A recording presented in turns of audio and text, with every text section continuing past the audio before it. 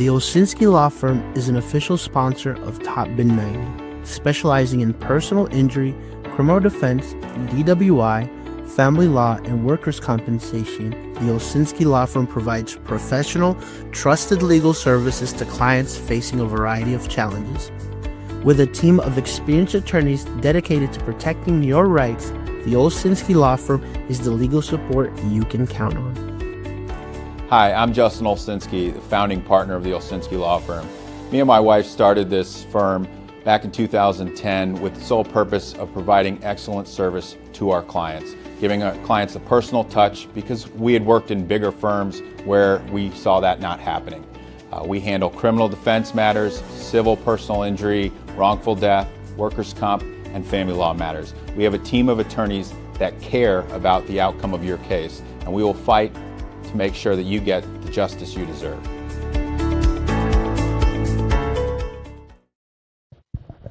Hello and welcome to episode 28 of the Top Bin 90 podcast.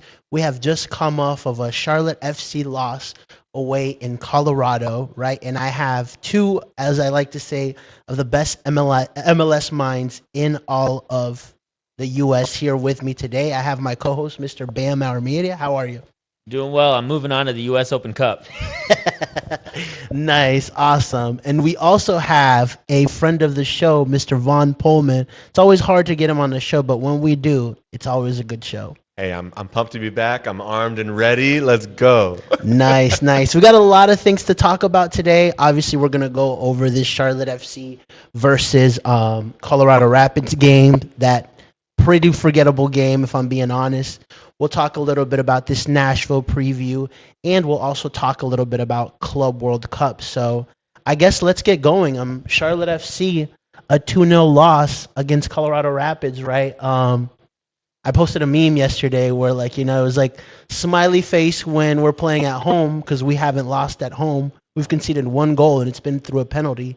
But when we go away, it's a different story for this team. And I'll start off with you, Brian. Talk to us about that match. Yeah, I mean, the first 15 to 30 minutes were really, really hard to watch. I didn't get to watch it live. I was camping with my family, which usually is a good sign for Charlotte FC historically, but not to be this year.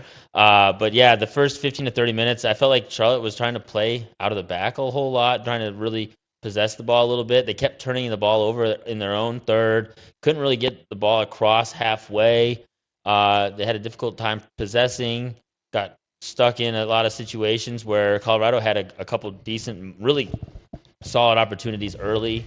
I think Charlotte caught a break with Kevin Cabral kind of being below par DP, and so when he was the one in these good moments, Charlotte kind of got away with it a little bit.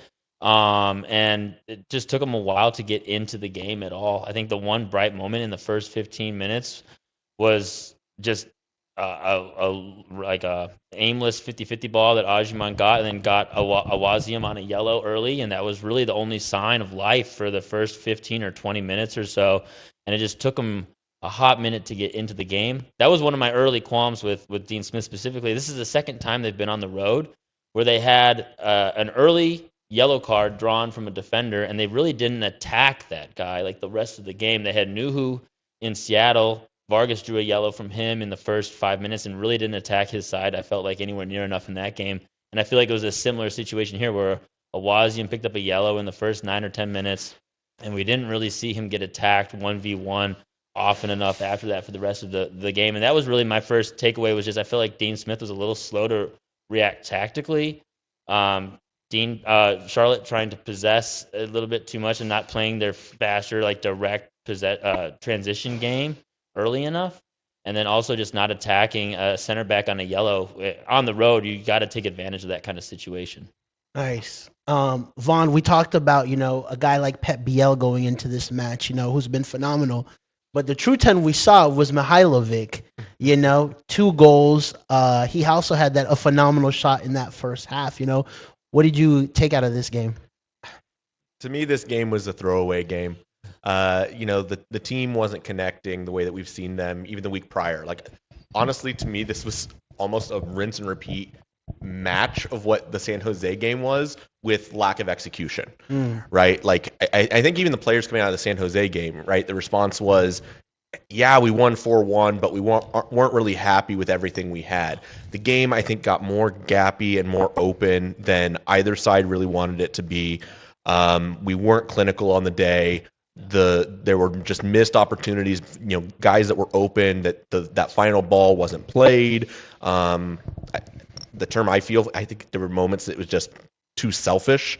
I think guys were not looking for their teammates quite enough in the game. And so for me, this game, you just have to put it behind you, move on from it. I don't think the altitude did any favors. I think that's what we also saw in this game was by the 70th minute or so, once the subs even started coming on, our legs weren't there. I mean, it really just, we didn't look like we were still in the game and going to have that opportunity that was going to make the game break in our favor. And we just absorbed too much, let too much keep coming into the box, and eventually it bit us. That's what I think this game was just sloppy on the day. I was encouraged by some of the pockets of space that we were ending up in. Like some of the offensive things were good until it wasn't. That's what I felt in this game. And so it's one that you just have to take some of those, probably it was the moments where we were giving up too much to Colorado, too many shots. I know that's going to be a topic that we're going to be talking about today.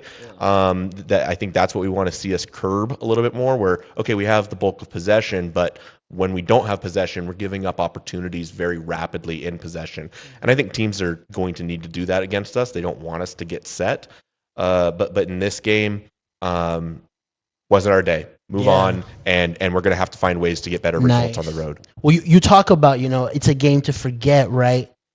But on the other side of that, this is 3 away matches now, and there hasn't been a match on the road that I've seen that I'm confident that this team can go out and do something, right? So how concerned should fans be about this away form that we've kind of developed early on? Not at all. I mean, I think that the Miami game in particular was a good showing.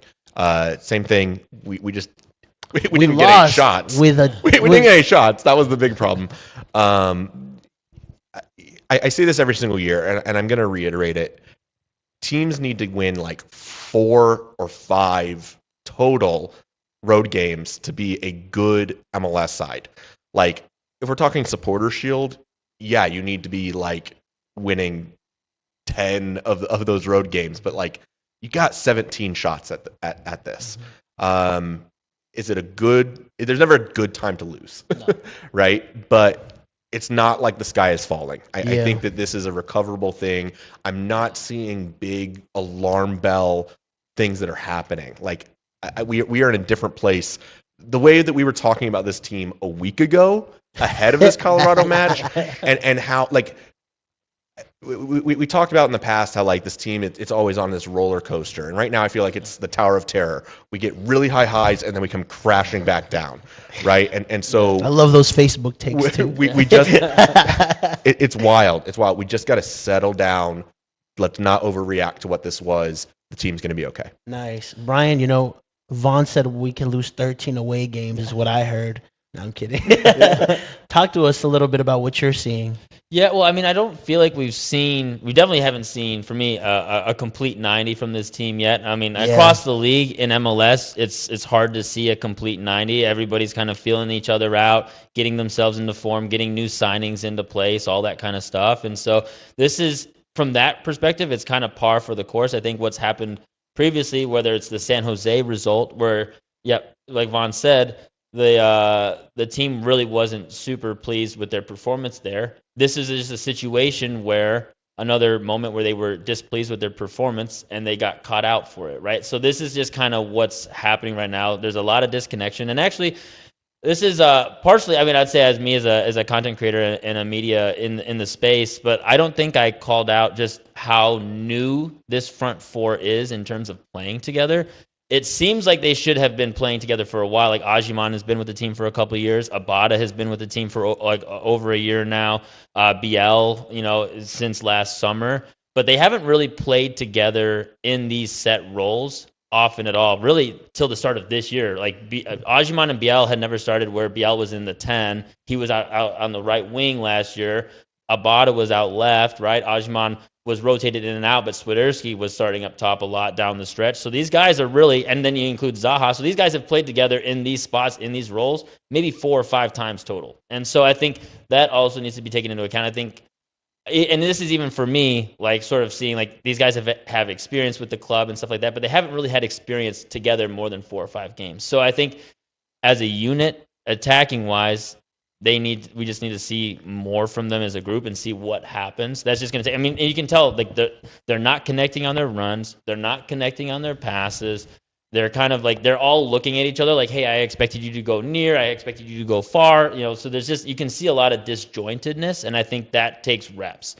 My bigger concern is the defense right now. Yeah. Like you mentioned, the shot volume. Yeah, let's talk a little bit about that. Charlotte FC have conceded 64 shots in their last 3 matches with 18 shots on target, right? I mean, it was 20 plus against San Jose the weekend before, right? I mean, we won 4-1, so it glossed a little bit over that. But like, talk a little bit about that. What concerns do you have? Yeah, I mean, it just seems like teams are capable of playing through them right now a bit more than I feel like they did last year. Obviously, at the beginning of last season, Dean was really focused on keeping this team compact, not giving up as many chances, and really just trying to not lose games and find a way to get away with a point or 3 points here and there. This year, and even going into last summer when Swiderski came back and Biel was signed, the team got a lot more aggressive in terms of trying to find goals. And I feel like when you do that, you sacrifice the potential for giving up some chances on the back end. That's just part of it. So now it's a matter of, okay, that pendulum is swinging back. How do you kind of get control back of the game and preventing some of those chances again? Because I don't think you can, sustain the success that they've found early if you keep giving up 20 chances a game, especially when on the attacking side you're not getting anywhere near the same quality looks. I feel like when you look at like Mihailovic's chance, from distance in the first half, but then his second, that unmarked on his goal in the second half, Navarro had a good look. Chicho Arango last week for San Jose had a really clean look. Even Almiron was pretty close in on the box. So I feel like they're just giving a lot cleaner looks inside in dangerous areas, and I feel like we saw a lot of, especially early on last season. And so I think that's just something that they're going to have to find a way to kind of get back to that compact form and kind of reduce some of those looks again, or really get the offense clicking. One of the two has to happen. Thanks, Vaughn. I think it's what the quality of the shots are. Like I think by and large, we've still maintained that umbrella effect of like, there's not a lot that is happening in the box, but when it happens in the box, it's bad. Like the free run that Arango had in the San Jose game was, Dean said, like, it's unacceptable. Like, you can't have that. You can't have a guy that is the main guy you're game planning for all week making a free 10-yard run and getting his head to it. What I'm concerned about that I'm seeing again that I think we cleaned up a lot last year are the wide balls that are getting into the box. We had a lot of block shots in this game, but we're not blocking the initial entry ball, right? On the Mihailovic goal, it was Byrne that wasn't able to prevent it, and Mihailovic, free runner that whether it was Ream's assignment, whether Doumbia was supposed to continue to him, like that was an opportunity. You can't have a guy sitting at the PK spot wide open and the guy wearing the 10 shirt. And that's the week after you just had this conversation surrounding 100%. Arango. And so I think those are the moments that are concerning. And what we also have now seen in back-to-back games is the threaded through ball and getting a center back that's in an isolated position. Privet was put into a tough spot on the play that he got his red card. And Malanda this week, that ended up being the PK and the second goal, easily could have been another dog so red, and it was a near identical play. Like, that's what I'm saying. To me, the San Jose game and this Colorado game were nearly identical. Almost carbon copies of, like, I can compare moment to moment of, like, Mihailovic open in the box, Arango open in the box. The Privet red red card, the Malanda yellow that led to the PK, and just one game went 4-1 in our favor, and the other went 2-0. We just didn't end up finding the back of the net in this one, and so defensively, that's the concern. Is I think that we're starting to see some of those moments where guys are where it used to be really, really Loctite. We've had a couple moments that are less Loctite than we've had over the past 12 months. Nice. Let's talk a little bit more about that then. Let's talk a little bit about like our defensive unit this year, right? I mean, we saw like the biggest change is getting a new left back, right? And then obviously Privet wasn't available for this game, but you know, we've had Tim Ream at the center back, which I feel like he gets criticized a little bit too much because overall when he's been in that center back role, I don't think he's like, it's not 90% his fault, you know? He's just been there when we've actually been at our worst, right? Yeah. So talk to me, Brian, maybe a little bit about what Tim Ream offers you in that center back role than what maybe Andrew Privet does. Well, I mean, I think distribution for sure. This is something that Sam mentioned in his stock up, stock down, giving Tim Ream a stock up. Actually, he was like 55 for 58 on his successful passing, and so you have a high level distributor who sees the ball well and has seen the field, seen the field well for well over a decade, right, in the Premier League. So high level experience, veteran guy, composed, and I think we don't talk enough about how young the center back pairing has been between Malanda and Privet. I think obviously there's a lot of hype around Malanda, but he's still a young player, and we still see him. This is the third season of them together, though. True. But there's still there's going to be. I mean, trajectory never just goes straight up, right? With unless you're Yamal, but there's not that many guys that are like that, right? So every young player is going to have highs and lows and peaks and valleys as they go through finding that consistent form, and Malanda is still in that place in his career. And I think same with Privet. So you have Tim Ream provides you an experienced guy who's just able to kind of take some of those punches maybe a little bit better than Privet and Malanda might at times. I feel like right now we're kind of seeing a situation where Malanda and Privet are kind of at times a little bit deer in the headlights. They've been caught in some difficult spots that maybe they weren't in as much last year. I think part of that again was Dean Smith's playbook last year was protect the back line, protect the goal, keep the score low, keep it manageable. This year it seems like they're a little. I mean, obviously part of it isn't always going according to game plan. The last couple of games have been, like he described, a basketball game a little bit, but still the idea behind it seems like he's pushing for more progression, offensive control, attacking volume, right? And so part of that has been sacrificing a little bit of that compactness and that composure on the back line. And so you're just kind of seeing the young defenders kind of taking a little bit of the pressure on that, I'd say. Yeah. Vaughn? I think the real challenge is that what isn't broke, don't fix it, right? It's been working having the back line of Byrne, Malanda, Privet, and Ream. Yeah. Right. And so that's the challenge that we've got and that Dean has a really tough decision to make right now is, okay, that grouping in, I think there's 12 games that they've played together.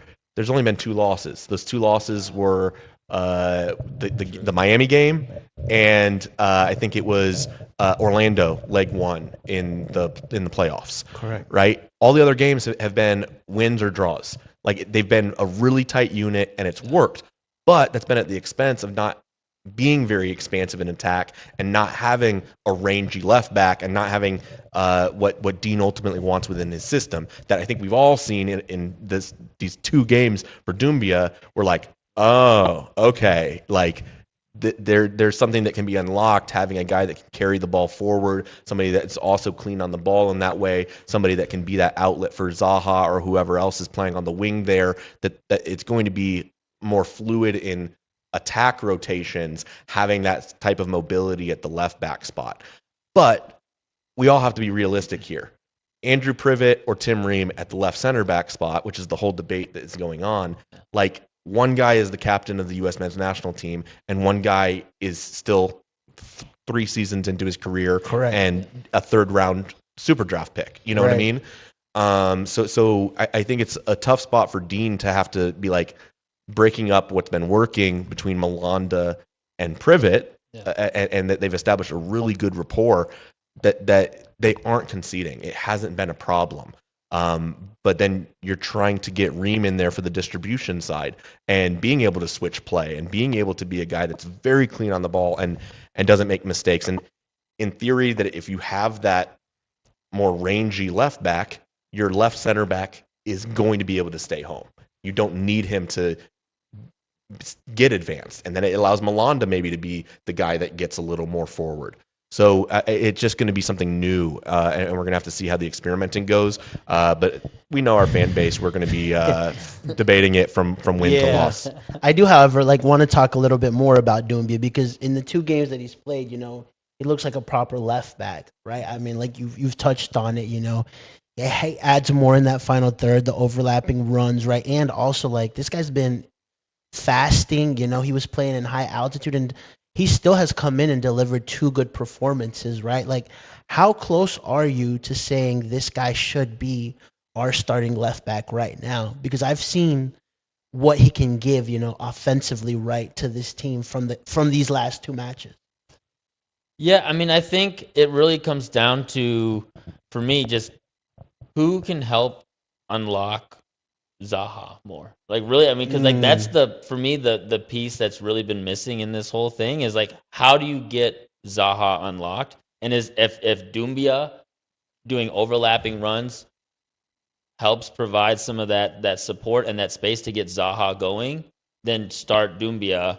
And if that's not the case, and maybe it's just keep Zaha higher up the field, and you don't have to worry about the defensive coverage because you've got Reem back there, and then that's the way that Zaha gets unlocked, is just he's able to just stay high and not worry about defending as much. Then keep Reem out there. I think that's really, for me, is the key on that left side, is how do you unlock Zaha? Because for me, this game, and that was my one biggest concern, was this seemed like a moment for Zaha to be the difference. It was a situation where it looked like Colorado missed a couple of chances, in my opinion, missed a couple of chances to put the game away probably early. Charlotte was hanging around. It was still 0-0, 65th, 70th minute. Zaha had a few really decent moments on counters where he could have been the difference maker and kind of given Charlotte the lead, go up 1-0. Then at least you're pushing for a point at the worst in a game where you're probably second best.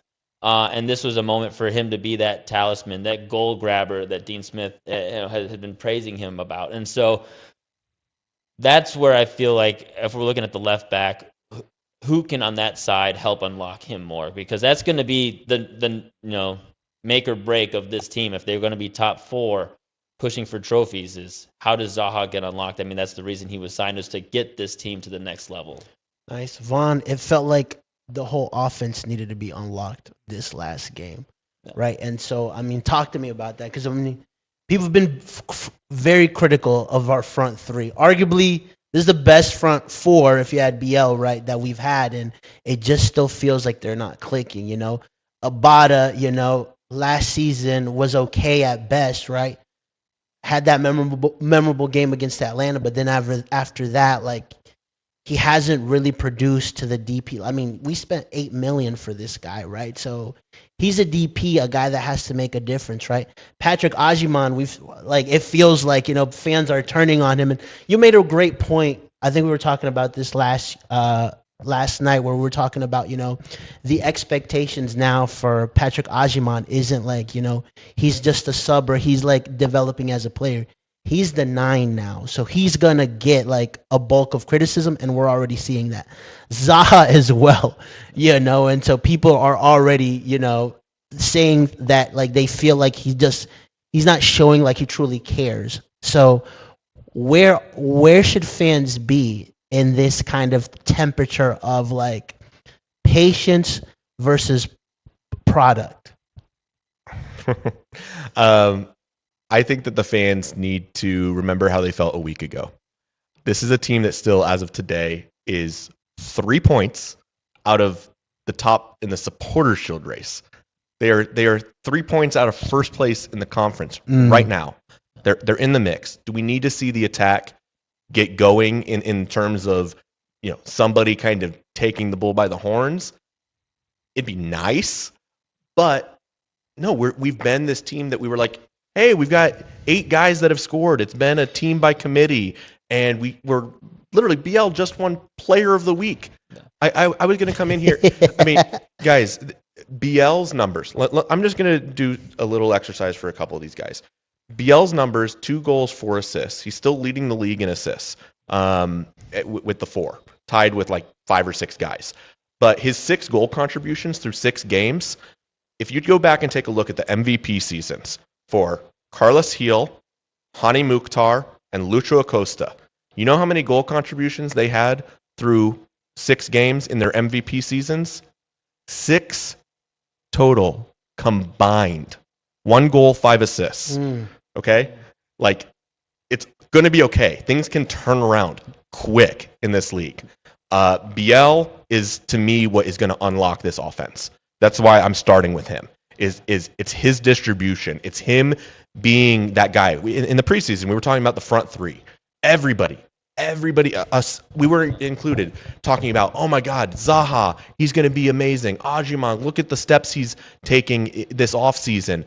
And then you've got Abada over there who, like, perfect situation. He can be the third wheel DP over here. And then, oh my gosh, we've got BL. Like, that Abada can be that 4th option in the attack. He can be the number 4. That's the perfect situation for Abada, to not be the focal point DP, to not be the guy that play goes through. He needs to be the guy that's making ghosting runs on the backside. What's happening right now, and what happened in this game where we're talking about some selfish moments, is that when he was open, he's not being found. He's on an island. He's making the runs that the ball's not getting to him. And when he has those limited moments, talking about getting Zaha going, Zaha scored off of a rebound on an Abada shot.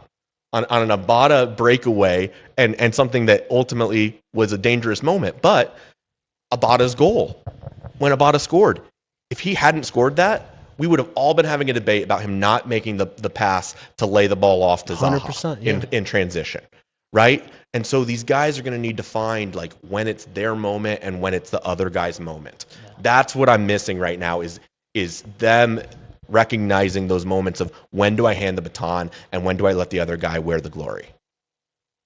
I do think we have seen what sort of Charlotte FC's like there's a Charlotte FC goal is right now, and I think it's a Pep Biel turn in space and driving forward and finding that through ball, right? I think that's like plan A. That's like the Charlotte FC goal. His weighted pass is amazing on those through balls. He's near the top of the league in through balls, and he's already sent Bronico in on goal. He sent Ajiman in on goal. We've already seen it multiple times, and I think that is a clear direction for this team to constantly find volume moving forward. I bet you they scored 10 or 15 goals, something similar. Maybe he's not always getting the assist, but the second assist, sending in the attack in behind the defense. We're going to see that a bunch of times this year. I think that's the one dynamic that we've found so far. My question then is, okay, what's plan B? What's plan C? And I think that's what Charlotte FC is missing, is what are the second and third options? I think that there is the direct play. Like, I think the other thing that's happening is we're having guys that are clearing the line. Yeah. You win the one-on-one duel, and then you win the foot race.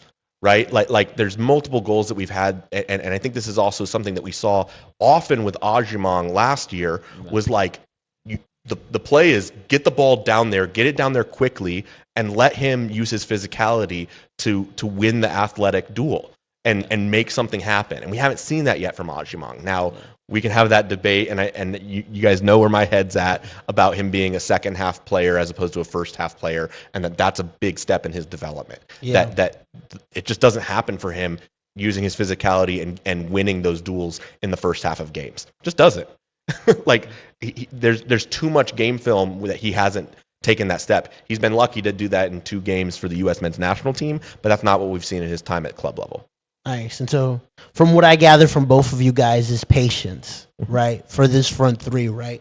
My only, I guess, just to be a little bit more of a contrarian to that, would be like, I feel like Abada's had time, and so he's the guy that I'm going to be looking at the next 3, 5, 7 games that I really needs to step up to be an important DP player here for Charlotte FC, right? And so Zaha and Ajiman, I have a little bit like more patience with, right? Because we've seen the development of Patrick Ajiman.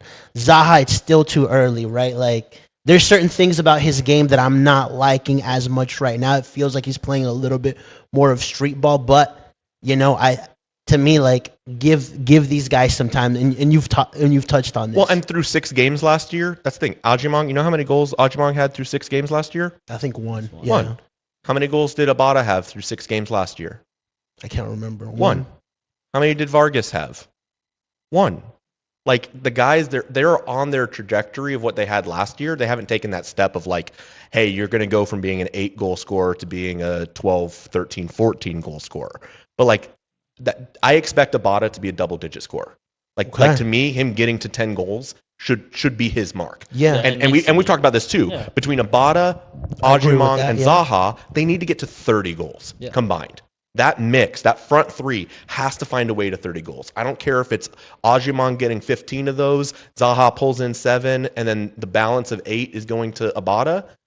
But that should be able to happen. They've got to pick up the pace. They've got to get a little bit more fluidity. But that's the thing is, I think some of this is early season jitters, to your point. They've only had a handful of games that they've played together. Yeah. Zaha, he's making multiple trips over to the UK and coming back. Yeah. Like Ajimong, he's going off to U.S. men's national team camp. Like there's different moving pieces here. We haven't seen what the offense has looked like with Doumbia getting involved. Like where I'm saying patience is we were so excited a week ago, and I think that excitement can be held. I don't think we can just let that drop off.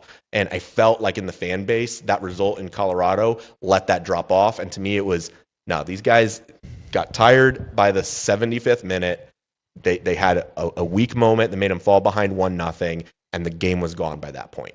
We weren't going to work our way back into it playing at altitude and playing under some of the conditions of the rotation that happened on the back line, the first time seeing Ream and Doumbia play together on the back line. It's going to work itself out. It'll be okay. How much do you think having a guy like Toklomati kind of adds to the pressure of, some of these guys that kind of, it feels like, the fan base has a little bit, like, not much equity to the patience of, like, seeing them perform? Because we've seen, obviously, like, Toklomati hasn't gotten a run of 5 games from the start. So it's like what you mentioned yesterday where, like, he's in a trajectory now where, like, he's playing for 20 minutes or he's getting one start and he's being a bright spot. But, like, the expectations aren't for him to produce from the get-go. No, and so that's where, like, the hype comes in, right? It's, like, similar to, like, what Ajimon was at last year. Everything was kind of, like, the expectations weren't on him. Everything was, like, kind of house money for him as he kept finishing and getting goals. The hype got more and more real, right? And that's kind of just what stage he was at last year. Now the expectations are high. Ajimon has to produce, and like that's just the bar. For Toklomati, it's a lot of hype, it's a lot of excitement, but it's all really house money for him right now. He's in a good spot. He doesn't. I don't think there's any reason to rush these things. And Dean Smith has even pretty much said that. He's like, there's no reason. Like, you got to give guys time. You got to give guys time to work out these problems and figure out how to be the best versions of themselves. He's pretty much said that. I mean, paraphrasing a bit there, but I mean, he's said similar things about this whole attacking group so far. I think it does add pressure.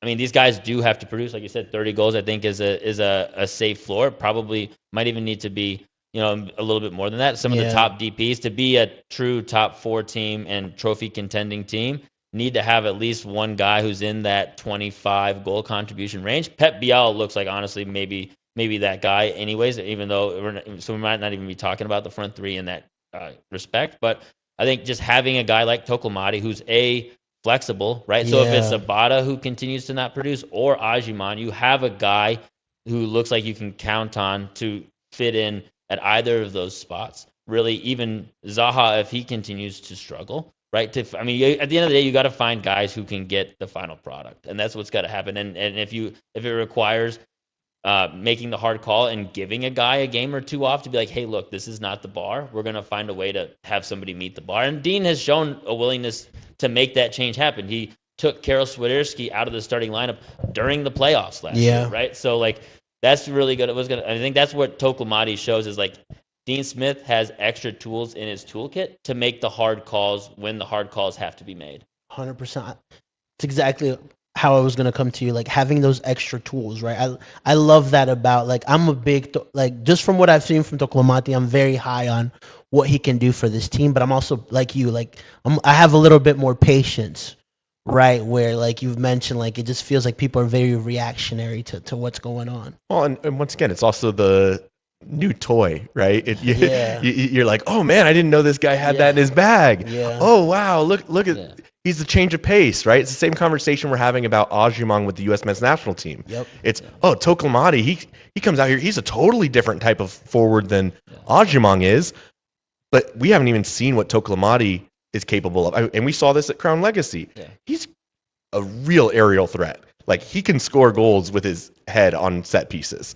Like, he's going to be a guy that can make runs in the box that you just don't see that type of mobility from Ajimong. It's just a different style of play. It's a different way of playing between the lines. And we used to have a different style of that with Swiderski, right?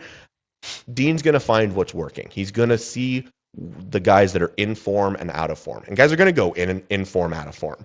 And guys are going to get tired right now when they're having to travel a lot and it's early season and those first few games, right? You get all hyped up and now you're starting to get into like the season going and okay, now the pressures are changing. Oh, maybe I'm getting into my head a little bit because things aren't clicking the way I want it to.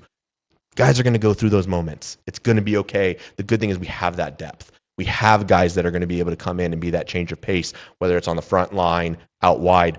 But like, do I believe that if Zaha ends up getting the same type of benching that Abada and Swiderski got last year, if Kerwin Vargas or Yuri Tavares gets a start over Zaha because Dean thinks he's not delivering, do I think that Zaha is going to come back and respond with quite the game? Yeah, I think so. Everybody's been saying we haven't seen the best from Zaha. We haven't seen him do that next thing. We've talked about it with Caleb, right? There's street ball. There's some of that trying to make it all happen himself on the dribble. Right.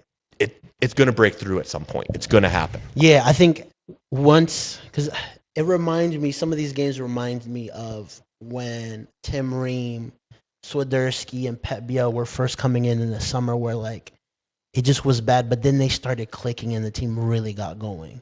That's where I feel like Charlotte's at right now. Yeah. So go ahead. Part of that is also strength of schedule, right? So like when they Yeah. first got together, also, I mean, they had to gel, but it also with a little bit trickier games, right? They were playing like away in Miami and stuff like that, and then they had like some really favorable matchups last year, right? New England at home, Chicago at home, right? So just some better situations to kind of build some momentum. And actually, that's what this next stretch of the season is 3 or 4 games at home against favorable opponents. So an opportunity for these front four to kind of answer some of these questions a little bit and build up some momentum. That's really what, for me, the question is over the next month is just like, can these guys start to build some momentum and answer some of the questions that the fan base has in terms of can they show up consistently week over week? They have an opportunity to prove that at home, especially.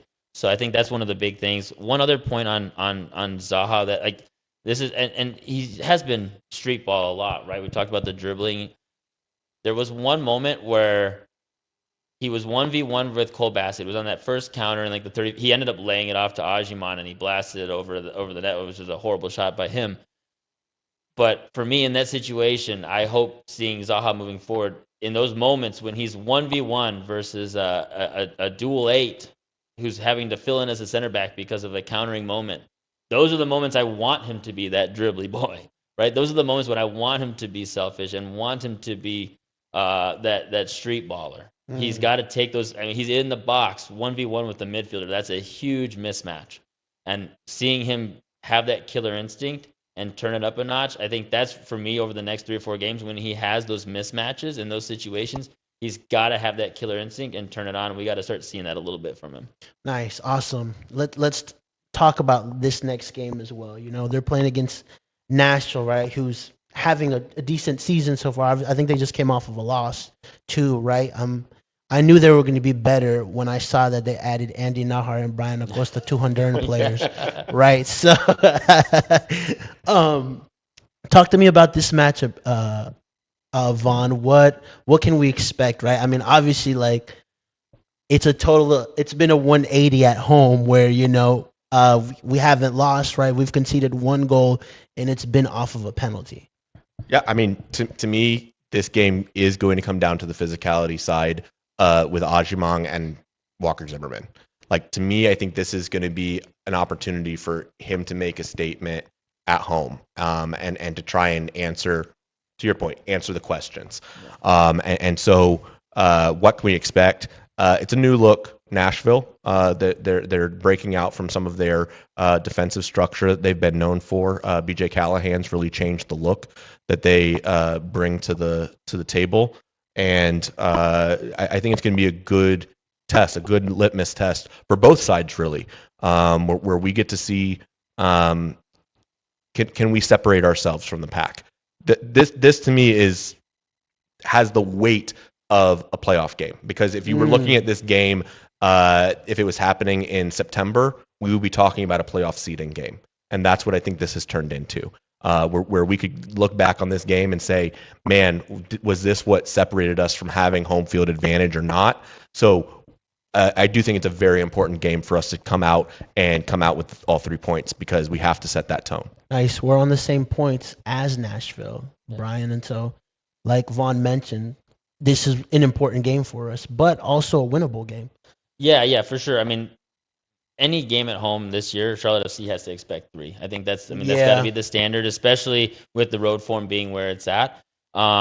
It's also just it's a game with consequences. It's a new budding rivalry, and I think this is where the stakes have been highest. Both teams are coming in getting results, right? Nashville, I mean, lost this last week against Cincinnati, but had been on a 3-game win streak, and so both teams have been picking up points.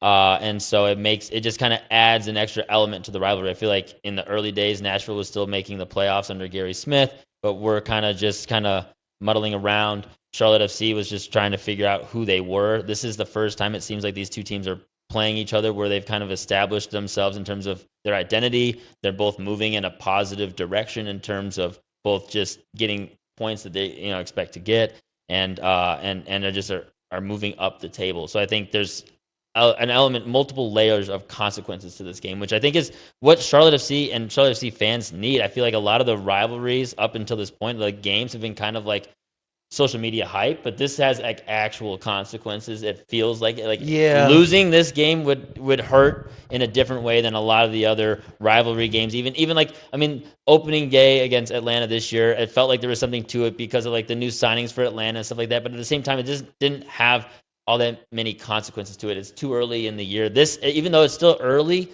6 games in, both teams are looking at top 4, eyeing it, right? And a win here gets you into top 4, moves you up towards top of the table. And even though it's early, it still feels like there's something to like the importance of that right now. And I feel like there haven't been that many rivalry games like that in Charlotte FC history so far. So I think that it might even be the most important rivalry game yet. Vaughn, and I'm sure Jay is eyeing that, keeping that Southern Battle of the Southern belt for Charlottesville this year, correct? Yeah, I got to hold that bad boy this weekend during the game. So yeah, that thing is heavy. QC Royals commandeered that at the Buzz Queen. So yeah, we had that this weekend. Nice, awesome. What I enjoy most too is like the expectations for both teams, right? Yeah. Like, you want to see better games, right? And so for me, like this season, especially at home, honestly last year too, like I put us up against anybody, right? And like, the way you hear Sasha Kleshstein talk about us, the way you see like people have expectations for the team, I like that. There's a part of me that likes that people are overcritical when we lose, because that just means the expectations are higher too, Well, and the respect level is higher. Yeah. Right? Like I mentioned Walker Zimmerman. Like he said when he was talking about who's impressed you in the East and who's somebody that is kind of caught your eye early on in the year, and his answer was Charlotte. Yeah. Like I think the league recognizes that we're no longer a plucky upstart that made a whole bunch of missteps. Like we're being taken seriously now as a team that the expectation is you're not only in the playoffs, you're contending for like top 4 in the playoffs, and a team that's ambitions are there to be winning titles, and they're doing the right things behind the scenes and in signing players and who they're going after to get to that level. And now the fan base, our expectations are higher because we're saying, yeah, we believe it, we see it, the vision is clear, and now you have to deliver on the promise. Yep. I want to ask you guys this. After the last home match, we mentioned that both Pat and Abada needed a goal. Yeah. Right. Who needs a really good performance this weekend out of all the Charlotte players?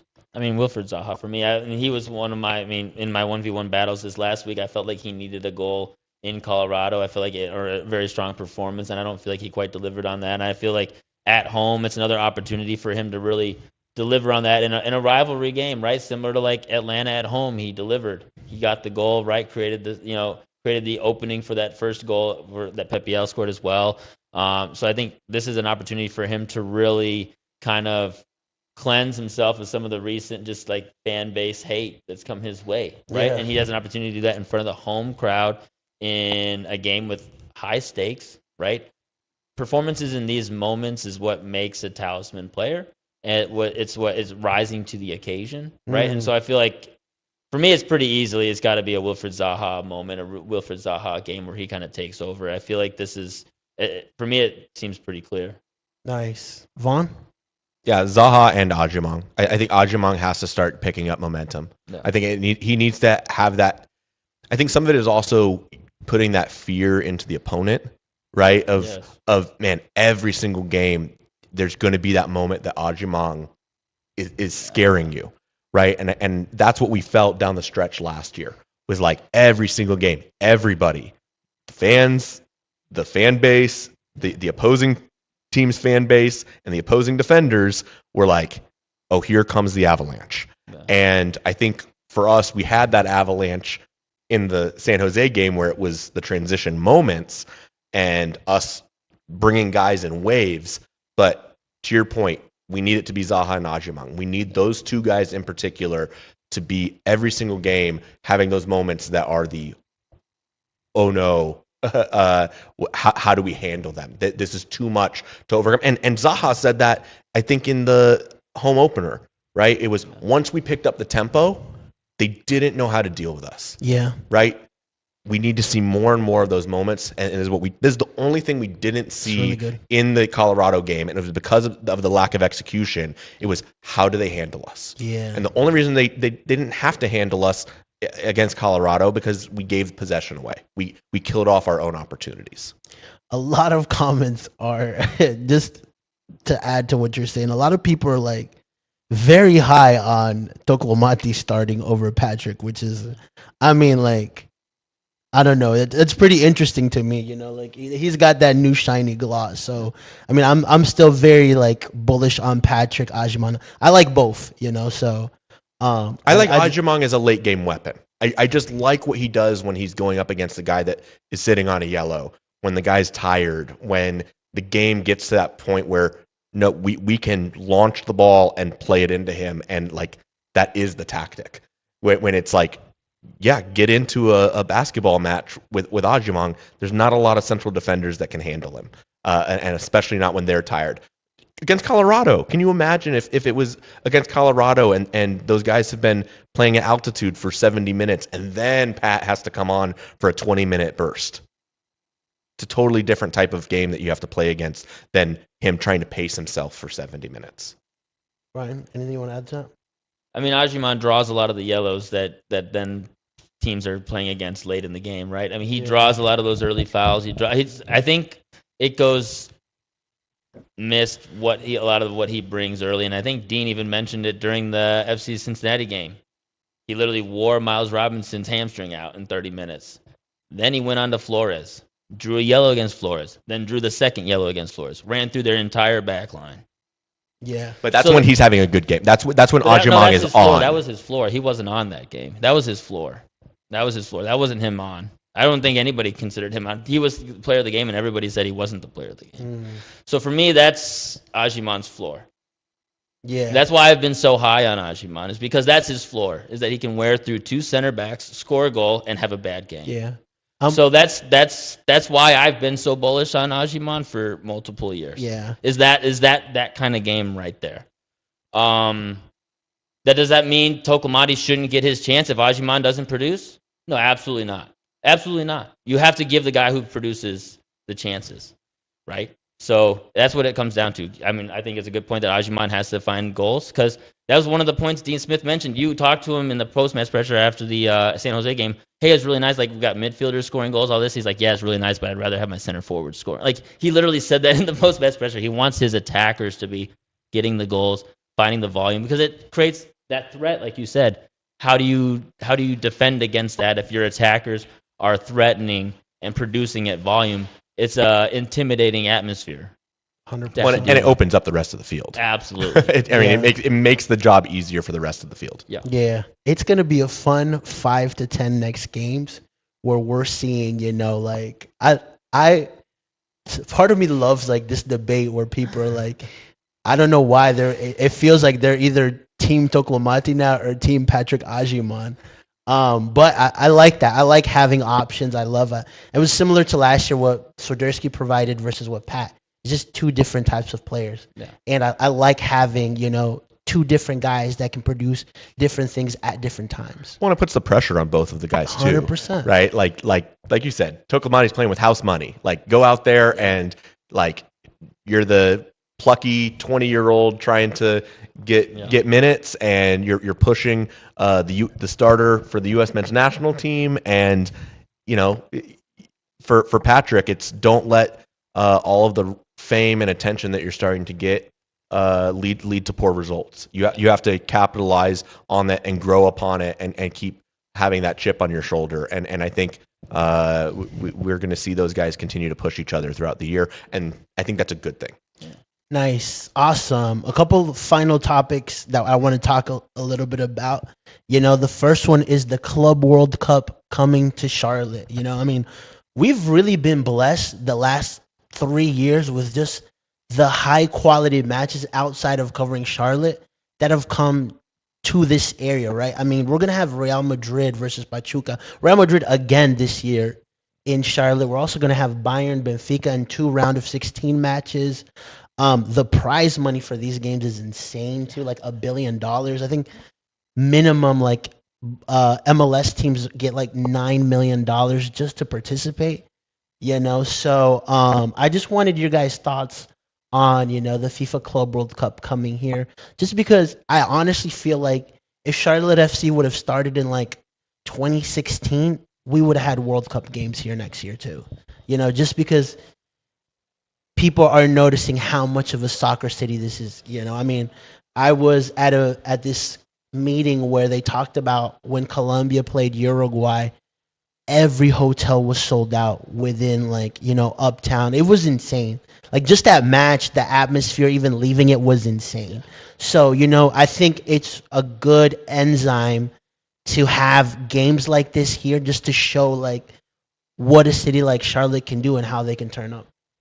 Yeah, I think from multiple different angles, right? One, it's exciting as a fan to be able to see teams that you've been watching on TV potentially for years and years and actually come to your city, and you get to actually see them live, which for many fans is going to be a really unique experience. I think as us in media, it's an opportunity to cover games that normally we probably wouldn't really have a focus on, right? If Club World Cup wasn't in Charlotte, there's not much of a reason for us to do too much coverage of it, but because it's coming to Charlotte, we get an opportunity to cover teams, cover competitions that we normally don't get to cover. And just, the atmosphere of that Uruguay-Colombia game specifically was just bananas. So I think a lot of more casual media members even, I think, what was the guy's name from the TV guy, Nick Carboni? Yeah, so he was talking about, because he was up in saying, like, I've never seen this place rocking like this. He had a post about it where he just saw, and you could feel it in the press box, just the bounce. It was shaking in there. And then after, just all the fans posting up, tailgating, everything after the game, hours after the game, for hours. You would have thought you were in the streets of Columbia after it was just, that win, just bringing in a whole different array of culture and just atmosphere to the city of Charlotte that for me, you don't get to see that too often. So I think competitions like this, different types of environments outside of Charlotte FC is another way to just enhance the energy of the town. Nice. Vaughn, anything you want to add to that?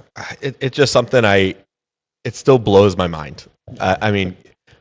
10 years ago in Charlotte, like the premier game was like me going and watching Orlando City that was getting promoted into MLS with an expansion club, playing, the Charlotte Eagles at Queen's University in front of 70 people. Like soccer, the access to high quality soccer in our community, it's been unlocked. Whether that's the Major League Soccer team being here and the community that we've built around that. It's Bank of America Stadium being set up for these types of events.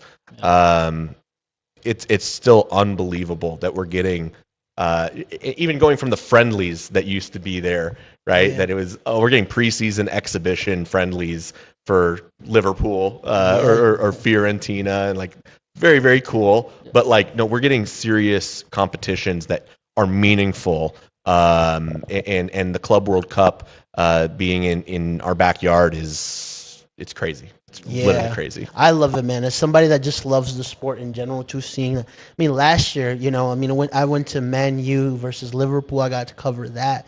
Celtic, Man City, we had Real Madrid, Chelsea here.